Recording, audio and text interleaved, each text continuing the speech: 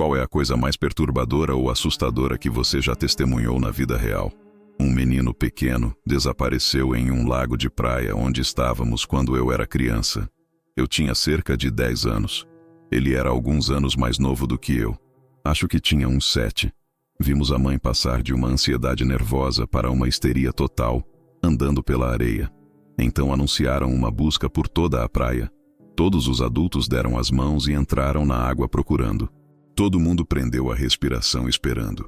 Meu pai veio andando com o menino deitado em seus braços, a boca tão azul. Ele o encontrou literalmente submerso na água turva, em lama profunda, longe da margem.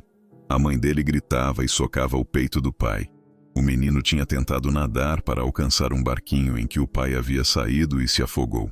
Lembro-me de pensar que ele estava vivo apesar dos lábios azuis. Acho que ele cuspiu lama quando o deitaram para fazer RCP, mas duvido que estivesse vivo. Ver meu pai sair com ele nos braços é algo que nunca esquecerei. Fomos ao funeral. A mãe estava inconsolável. Dava para perceber que ela e o marido nunca superariam isso juntos. Ela claramente o culpava pela perda do filho. Você pode elaborar o que o pai fez? Não entendo completamente o que ele fez e por que está sendo culpado. Ele não está sendo culpado por mim. Foi irracional. Pelo que pude perceber, ela provavelmente estava apenas desmoronando, histérica, e tenho certeza de que completamente destruída. Ele saiu com o barco e o filho o seguiu por trás sem que ele soubesse. Não sei com quem o filho deveria estar, etc. Só que ela gritava com o pai porque ele não sabia. Então o bebê deles morreu e a raiva provavelmente foi a primeira coisa a que ela se agarrou. Não culpo ele e nunca soube o suficiente do que aconteceu para achar que foi culpa dele. Foi apenas uma coisa realmente horrível que aconteceu com a família deles por causa de alguma infeliz falta de supervisão. Vi uma menina criança adolescente ser pega na beira da estrada para sexo uma manhã, quando eu não entendia o que estava observando. Uma menina bem bonita de 13 a 14 anos andava pela estrada em um distrito do centro da cidade cedo da manhã. Ela usava um capuz rosa e azul com pelo ao redor. Não andava devagar, mas com propósito, como se tivesse algum lugar para ir. Mas a cada carro que passava, ela se virava e olhava fixamente para os motoristas. Pensei, bem, ela está indo a algum lugar e alguém disse que a pegaria, e ela está olhando para ver se é eles a cada vez. Mas não está esperando por eles de qualquer jeito porque tem algum lugar para estar. Isso foi antes de toda criança de 13 ou 14 anos ter um celular. E eu era uma mulher de 19 anos e tinha estado em situações semelhantes, embora não em distritos urbanos, até que um caminhão parou. Ela falou com a pessoa pela janela. Claramente eram estranhos e negociando e flertando com ela. Ela não os conhecia e não tinha certeza se ia entrar. E então entrou. O caminhão saiu e um calafrio arrepiante desceu pela minha espinha. Percebi que tinha acabado de ver uma menina de 13 ou 14 anos fazer um programa bem cedo da manhã, depois de uma noite muito tardia, e fiquei horrivelmente enjoada. Ainda fico enjoada quando penso nisso. Fico enjoada agora. Ainda consigo ver o capuz dela com o pelo falso ao redor do rosto. O corpo e o andar de uma criança são diferentes do corpo e do andar de um adulto. Essa menina era uma menina, do ensino fundamental. Contei para minha mãe depois e ela disse, "Não, você não viu isso." E eu disse, Não, foi exatamente isso. Eu vi e foi horrível. Infelizmente, isso é o que frequentemente acontece com meninas fugitivas. Parte meu coração tanto. Estava em um cinema sozinho e saí para pegar um refrigerante. E havia um cara esperando do lado de fora do teatro só olhando para o nada. Saí 45 minutos depois para fazer xixi. E o cara estava dentro do cinema, só parado no saguão. Havia algo totalmente fora do lugar nele, vestido normal para a área, mas olhando ao redor nervosamente e tentando evitar qualquer contato visual. Então olho os horários dos filmes e é tipo 3 filmes infantis saindo em meia hora. Pergunto a ele, "Você está esperando seus filhos saírem de um filme?" E ele saiu correndo porta afora. Era um cinema em um shopping quase vazio e estava tipo 4 dias lá fora, então provavelmente não estava passeando. Não sei se ele era só um esquisito ou se tinha intenções realmente nefastas. Mas ficou comigo. Não é a coisa mais perturbadora que vi, mas é uma das memórias mais creepy que tenho. Sou paramédico e sou há uns 10 anos agora. E vi muitas coisas perturbadoras, mas uma se destaca mais do que o resto. Quando ainda era novo, fui a uma chamada por sintomas parecidos com gripe, e a senhora idosa literalmente tinha só febre, dores no corpo e tosse sem outras queixas. Então, todos pensávamos que ela poderia realmente ter gripe. Ela queria ir para o hospital, então a colocamos na maca. E o design do apartamento térreo dela com todos os móveis tornava impossível virar a maca. Então tivemos que levá-la para fora de ré com eu aos pés dela e olhando para o rosto dela. Acabamos de sair pela porta quando ela solta esse grito gorgolejante horrível. Fica cinza e desaba. Meu parceiro e outro bombeiro estavam ao lado da cabeça dela e confirmam que ela não tinha pulso. Estamos perto do caminhão, então a carregamos enquanto eu começo RCP. Quando começo a bombear o peito dela, ela vai de um olhar vazio de morta para olhar diretamente para mim, com essa expressão confusa no rosto, e começou a mexer os braços tentando me fazer parar. Então, paro. Imediatamente, ela volta a estar morta, completa com olhar vazio e sem movimento. Dessa vez, nós três confirmamos sem pulso. E então continuo o RCP e ela começa a olhar para cima para mim de novo com a mesma expressão confusa e mexendo os braços de novo. Agora estou pensando que isso tem que ser um erro. Ela não pode estar morta e se mexendo enquanto eu faço o RCP, pode? Paro. Checo. Ainda morta sem pulso. Retomo o RCP. E sim, de novo, ela estava olhando diretamente para os meus olhos se mexendo de novo. Tão assustado quanto eu estava, só comecei a falar com ela para tentar deixar ela saber por que eu estava fazendo RCP nela, enquanto meu parceiro colocava o desfibrilador do monitor cardíaco nela. Quando parei para checar o ritmo, ela estava em fibrilação ventricular. Um único choque e voltamos com um pulso lento. Iniciei a função de marca-passo do monitor cardíaco. E embora ela nunca tenha recuperado a consciência, a levamos para o hospital viva. Descobri depois que ela acabou morrendo no hospital. Mas nunca esquecerei aquele olhar no rosto dela enquanto fazíamos contato visual enquanto eu fazia NANG RCP nela. Eu não tinha ideia de que isso podia acontecer, mas o médico na emergência me disse que se a RCP for iniciada rápido o suficiente e as compressões forem profundas o suficiente, você realmente pode permanecer um pouco consciente durante isso, mesmo se o coração não estiver batendo de outra forma. Aconteceu comigo um punhado de vezes desde então. E então, eu sempre falo com meus pacientes mortos agora enquanto fazemos RCP só por via das dúvidas. Perturbador para mim. Vi uma senhora idosa andando pela rua gritando coisas como: "Mãe, eu quero minha mãe. Cadê minha mãe? Não aguento mais. Não aguento." Quase chorando. Ela parecia tão perturbada, tão fora de si. Minha mãe trabalha em um asilo. Ela me levava ao trabalho às vezes para pegar o salário ou algo quando eu era criança, e os idosos lá são creepy pra caramba. Sentados lá morrendo, quase alheios ao mundo ao redor deles, gritando, se sujando, arrastando os pés como zumbis. Estava em um passeio a cavalo com uma mulher e o cavalo dela. O cavalo dela era realmente velho, mas era o melhor amigo dela. Tudo estava bem até chegarmos no meio do nada, e de repente o cavalo dela tem um ataque cardíaco.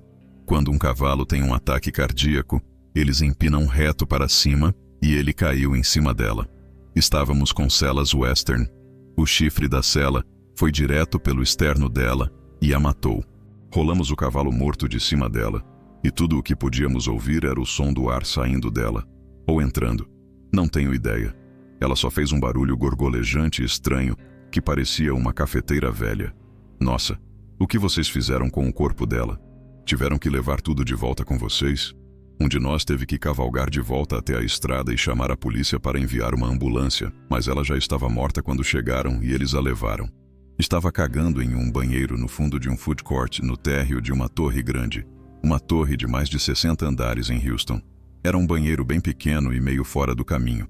Por isso eu estava lá para fazer minhas coisas. Bem, estou quase terminando e entra um jovem que vai até o mictório e faz o que tem que fazer. Só pego um vislumbre rápido dele pela fresta da cabine. Ele parece ter uns 25 a 30 anos. Quando está lavando as mãos, o celular dele toca e ele começa a falar, alheio à minha presença. Ouço uma vozinha feminina minúscula do outro lado. Encolho os pés e escuto. No início, ele não sabe quem é essa garota, mas rapidamente descobre que é uma garota com quem ele transou em uma viagem de negócios recente. Ele vai voltar lá em breve. Talvez possam sair, ele pergunta. Talvez, ela diz, mas ela tem notícias. Está grávida e quer fazer um aborto. Quer que ele pague por isso. Ele concorda. Pergunta se há mais algo que pode fazer. Deve ir com ela para fazer? Não, ela não quer isso. Não quer realmente vê-lo de novo. Ele estava calmo, apoiando a decisão dela. Terminaram a conversa quase gentilmente, como se tivessem medo de machucar um ao outro mais. Depois que desligou, ficou um silêncio mortal por uns 15 segundos, e então ele desabou. Fiquei muito, muito quieto. Não queria ver tão intimamente a vida dele. Só queria preservar um senso de privacidade, mas nesse ponto eu estava comprometido. Ele xingou e chorou por uns 5 minutos, então deu a si mesmo uma pequena palestra motivacional no espelho. Isso, aprendi, não era a primeira vez que ele estava nessa situação. Esperei uns minutos antes de sair do banheiro. Enquanto voltava pelo food court, vi ele sentado em uma mesa com várias pessoas de aparência profissional, todos sorrindo e conviviais. Todo sinal da tempestade que ele acabou de enfrentar sumido do rosto dele. Eu era MT e recebemos uma chamada para uma colisão múltipla de carros. Chegamos à cena e há alguns ferimentos entre os motoristas dos carros, mas nada muito sério. Passando por cada pessoa, notei um homem ajoelhado no chão de costas para mim. Corri até lá e perguntei se ele estava machucado e notei que ele segurava o filho. Aparentemente, um dos carros atingiu e matou a criança enquanto o pai e o filho andavam. Coloquei a mão no ombro dele. O pai estava tão aflito que não estava respirando. E quando finalmente respirou, gritou como algo que nunca ouvi antes. Isso ainda me assombra. Ninguém deveria ter que ver o filho morrer. Você soube mais sobre o pai pelo jornal ou algo? Foi acidente ou DUI? Bem, só pelo que vi, um cara furou o sinal vermelho e atingiu 2 carros a 80 km/h. Um carro girou para a calçada e atingiu a criança. Nunca soube do pai depois daquele dia. Trabalhei para uma empresa de moradia assistida por uns 6 anos. Durante esse tempo, experimentei minha cota de mortes. Algumas foram pacificamente, algumas sorrindo, algumas chorando, algumas com família, outras só com a equipe ao redor delas. Uma senhora foi com algo completamente diferente. Estava ajudando a equipe de enfermagem com os despertares dos residentes porque alguém havia faltado. Uma residente em particular que me foi designada, vamos chamá-la de Catherine, era uma mulher incrível. Barulhenta, sarcástica, hilária e gentil. Ela era muito bem arrumada e relativamente em forma para a idade. Essa manhã, no entanto, notei que algo estava errado. História longa tornada muito curta. Em 1 hora, ela estava virtualmente inconsciente com insuficiência cardíaca grave. Como já estávamos com falta de pessoal, nenhum dos enfermeiros ou auxiliares podia ficar com ela enquanto ela passava suas horas finais na cama. Então, decidi que ficaria e sentaria com ela até a família chegar. Por umas 3 horas, sentei com Catherine. Ela principalmente dormia. Ocasionalmente, murmurava algo ou apertava minha mão, mas principalmente dormia com respirações muito lentas e laboriosas. Uma enfermeira veio me avisar que o filho de Catherine estava a uns 20 minutos do prédio e que eu podia ir para casa se quisesse. O que eram mais 20 minutos, porém? Não queria ir. Estou lá sentado com ela pacificamente, sabendo que ela provavelmente estava a menos de 1 hora da morte. Lembro-me especificamente de olhar o relógio para ver quanto tempo até o filho dela chegar. E no momento em que olhei para longe, Catherine sentou reto, olhou ao redor onde a parede e o teto se encontravam e soltou um grito arrepiante. Essa mulher mal conseguia respirar e não tinha mexido um músculo em 1 hora. Não há absolutamente explicação para a força repentina dela, nem tenho explicação para o puro terror nos olhos dela. Catherine usou o último fôlego com aquele grito. Ela caiu de volta, branca como papel, e se foi. As enfermeiras correram para perguntar o que aconteceu. Mal consegui dizer antes de me desculpar para o banheiro, e só sentei lá e tremi por 1 hora. Nunca fiquei mais aterrorizado na vida. O filho de Catherine chegou uns 5 minutos depois. As enfermeiras disseram a ele que ela foi pacificamente com pessoas ao lado dela, mas ela não foi pacificamente, e eu a deixei no segundo em que passou. Nunca fui crente em vida após a morte, mas essa experiência me abalou até o âmago. Uau! Essa é uma imagem realmente vívida que você pintou. Ainda consigo ver, ouvir, cheirar e sentir cada segundo daquelas 3 horas agora. Está gravado em mim. Não desejaria o tipo de terror com que ela morreu para ninguém. Meu pai morreu de cirrose no fígado. Não é uma forma bonita de ir. A pior parte é que quando o fígado para de funcionar como deveria, causa um acúmulo de amônia no sangue que pode afetar severamente o cérebro. Meu pai era ex-fuzileiro naval e sempre foi um cara muito equilibrado. Então, quando a mente dele começou a ir, foi aterrorizante. Lembro-me de um dia em que ele e eu estávamos sozinhos e ele de repente começou a falar em gibberish. Levantou-se, foi até o meio da sala e começou a urinar nas calças. Perguntei o que ele estava fazendo e ele disse: "O que você está fazendo no banheiro?" "Estou tentando fazer xixi." "Sai." Estávamos na sala de estar. 1 minuto depois, ele desabou no chão e tive que chamar o 911. Pode não soar creepy para alguns, mas ver seu pai assim é horrível. Tive um tio que morreu de câncer no fígado. Vi uma foto dele que meu pai tirou quando visitaram no dia antes da morte dele. E nunca esquecerei a cor da pele dele. Ele era da cor de um girassol, tão amarelo com olhos fundos. Muito perturbador. O mais perturbador provavelmente foi escolher o que eu queria ser enterrado quando tinha 21 anos. Estava prestes a fazer uma cirurgia e o neurologista disse aos meus pais que havia uma boa chance de eu não sobreviver. Ainda penso nisso às vezes e tenho 44 agora. Então, seus pais lidaram com isso dizendo: "Vamos levar vocês para escolher um caixão, filho." Bem, primeiro de tudo, sou uma garota e filha única. Meus pais sempre foram bem diretos comigo sobre tudo. No dia antes da cirurgia, tive que assinar um testamento vital e decidir sobre doação de órgãos. Então meio que tomei para mim dizer aos meus pais como preferia estar vestida no caso de não sobreviver. Caso alguém esteja se perguntando o que havia de errado, eu tinha hidrocefalia avançada de um tumor cerebral do tamanho de uma bola de beisebol. Eles basicamente removeram toda a parte de trás do meu crânio para removê-lo. Sobrevivi com poucos ou nenhum problema. Tenho um shunt VP que terei pelo resto da vida, mas isso realmente não é grande coisa. Troquei quase 2 anos atrás depois que parou de funcionar. Estava andando de metrô e vi um cara vestido de palhaço falando com uma garota hipster, de uns 20 e poucos anos do outro lado do corredor dele. Não era um traje de palhaço de circo divertido. Pense em maquiagem oleosa sobre barba por fazer de um dia. Roupas manchadas tipo palhaço. De qualquer forma, a garota parecia tolerar a conversa, não ativamente engajada nela. Quando ela finalmente levantou e saiu do trem, o palhaço levantou e foi para o outro lado do corredor, pressionou o rosto contra o assento dela e cheirou alto. Então olhou para o resto de nós com um sorriso descarado no rosto. Edição para aqueles sugerindo que ele era um jugalo, não acho.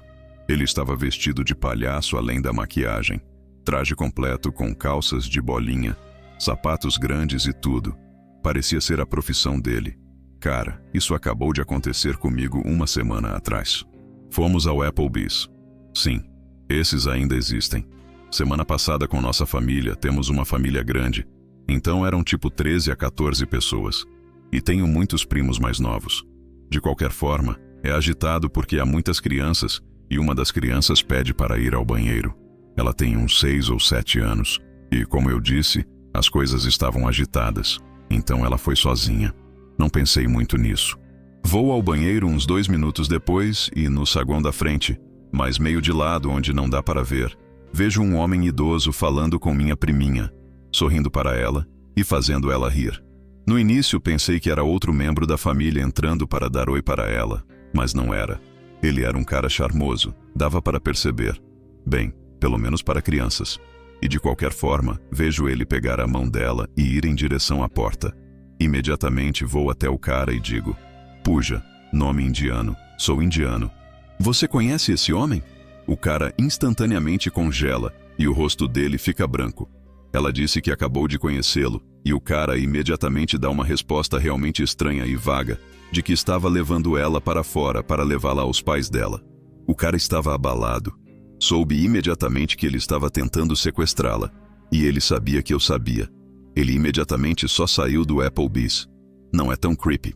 E não sou muito bom em escrever ou explicar coisas, mas o que me assustou foi o quão casual e charmoso o cara era com a garota. como se não tivesse remorso, e dava para perceber que ele sabia exatamente o que estava fazendo. O que é ainda mais assustador é que isso é um lugar bom na cidade, e minha priminha estava sozinha por 2 minutos. Não tenho filhos e ficava bravo com meus pais quando eram super protetores, mas entendo completamente por que faziam isso. Faz só uma semana ou algo assim, mas desde então, aleatoriamente penso naquele homem e em como a vida da minha prima poderia ter sido diferente. Tão creepy como pode acontecer tão facilmente. Você chamou a polícia e denunciou ele? Eu teria agarrado o braço dele e feito o Applebee's chamar a polícia. Contei para o Applebee's e acho que eles lidaram com isso, mas honestamente estava mais em choque. Encontrei um cara que tinha esmagado o rosto e a cabeça bem feio em uma pista de mountain bike. Ele estava fazendo um barulho horrível e se afogando no próprio sangue. Era como algo de um filme de zumbi. Nunca esquecerei. Ele sobreviveu. Sim, foi um momento cheio de pânico e medo. De alguma forma me recompus e, com a ajuda do meu amigo, conseguimos de algum jeito ajudar o cara e chamar ambulâncias e coisas. Foram umas horas muito estressantes. Morei na área central da minha cidade por 3 anos com meu marido. Uma noite depois de fechar nosso bar favorito, decidimos andar pela rua e pegar umas fatias de pizza. No caminho, vemos uma garota tão ferrada que literalmente não consegue andar. Tipo, literalmente parece que está caindo bêbada tentando andar pela rua. A cabeça dela rolando de um lado para o outro enquanto anda. Só imagine uma boneca de pano de 50 quilos tentando ficar em pé. Então percebemos que ela está mexendo na bolsa como se procurasse chaves. Então paro ela e pergunto se está bem e ela só continua andando. Tenho que sair. Tenho que sair. É quando notamos o rastro de sangue na calçada atrás dela. O pescoço dela está vermelho vivo, como se tivesse sido estrangulada, e o lábio inchado. Chamamos o 911. Ela finalmente respira fundo e diz que acha que foi drogada, mas não, foi estuprada. Antes que possamos acalmá-la o suficiente para nos dizer o nome dela, um cara com um arranhão grande no rosto e sangue na camisa vem andando e começa a dizer que ela é a esposa dele e que precisa levá-la para casa. Meu marido intervém e diz: não. Acho que vamos descobrir para onde ela precisa ir dela. O cara tenta dar um soco no meu marido, que o derruba no chão. Meu marido o imobiliza. Então a garota começa a ter convulsões. Então estávamos na calçada. Meu marido tem o estuprador imobilizado no chão. Eu tenho a cabeça da garota no meu colo, torcendo para ela não morrer enquanto esperamos a ambulância chegar. O que sempre achei mais perturbador não foi o mal que levou aquele homem a estuprar aquela mulher. Foi que 10 pessoas se reuniram ao nosso redor no decorrer da troca. Nenhuma ofereceu ajuda, mas uma gravou um vídeo. Meu Deus. Parabéns por serem os que pararam e ajudaram. Você sabe o que aconteceu com ela depois? Íamos ser chamados como testemunhas porque acusações foram feitas, mas o cara acabou aceitando um acordo. Então, não tivemos que fazer nada. Dei a ela minhas informações de contato, mas ela nunca entrou em contato conosco fora dos advogados. O que acho que eu também não gostaria de ser lembrada de tudo isso. Espero que seu marido também tenha socado a cara desse filho da puta. Ele socou. Então o cara começou a chorar. Uma vez no leste do Afeganistão, estávamos visitando uma pequena vila por alguma inteligência quando os anciãos continuavam nos avisando para não falar com a família em uma certa casa. Claro, fomos até lá, assumindo que ele era um combatente da oposição ou fabricante de bombas, ou algo. Um menino nos cumprimentou com um olhar assustado no rosto. Ele nos convidou para entrar enquanto corria para pegar o pai. Alguns de nós entramos. Alguns se posicionaram por razões de segurança. O cara entra nervoso pra caramba. O intérprete sabe que algo está super estranho com o cara e que ele está evitando perguntas. Também notamos que há alguns meninos espiando ao redor da esquina e nenhum sinal de fêmeas. A coisa toda era estranha e muito desconcertante a ponto de não querermos descobrir o que diabos estava acontecendo. Mais tarde, voltamos para a vila porque há algum tipo de agitação e os anciãos continuam pedindo que ajudemos. O problema era com o homem que morava naquela casa. O intérprete disse que ele estava abrigando um corpo morto. Vamos à casa do cara. Ele não responde, mas um dos meninos nos leva para dentro e aponta para o quarto dos fundos. História longa curta. O cara estava cafetinando meninos para outras cidades. Um dos meninos tinha fugido. Quando o homem encontrou o menino, a mãe dele tentou intervir. Ele a espancou brutalmente, levou de volta para a casa dele e a matou. Então estava forçando o menino a assistir e realizar atos sexuais com a mãe morta dele. A razão pela qual a vila estava brigando era porque a maioria queria matá-lo ali mesmo. Mas a profanação era tão ruim que o menino sobrevivente ficou mudo. Alguns aldeões queriam encontrar o pai antes de fazerem qualquer coisa para que ele pudesse testemunhar e possivelmente realizar a execução. Muitos aldeões queriam ir à guerra total com a tribo de onde o homem era. É importante notar que todos sabiam que ele estava cafetinando os meninos do chá e nunca disseram nada. Foi quando ele abrigou um corpo morto e fez sexo com a esposa de outro homem casado que os problemas vieram. Foda-se aquele lugar. Então espere, ela está morta, mas ainda consideravam o corpo a esposa de um homem morto. E quando você diz encontrar o pai para realizar a execução, você quer dizer do homem ou do menino que foi forçado a estuprar o cadáver da mãe dele? Cada tribo tem seus próprios códigos morais e hierarquia de ética. Eles queriam que o marido, pai, pudesse buscar justiça ele mesmo. Eles estavam putos com a esposa do cara sendo morta mais do que qualquer coisa. Também é importante notar que o pai provavelmente vendeu o filho para o cafetão. Posso resumir todos os meus pesadelos recorrentes a uma noite semelhante no Iraque. Exceto que o meu foi encontrar o corpo de uma garota morta no porta-malas de um carro e um cara super creepy tentando me convencer que ela estava só dormindo. Como você disse, foda-se aquele lugar.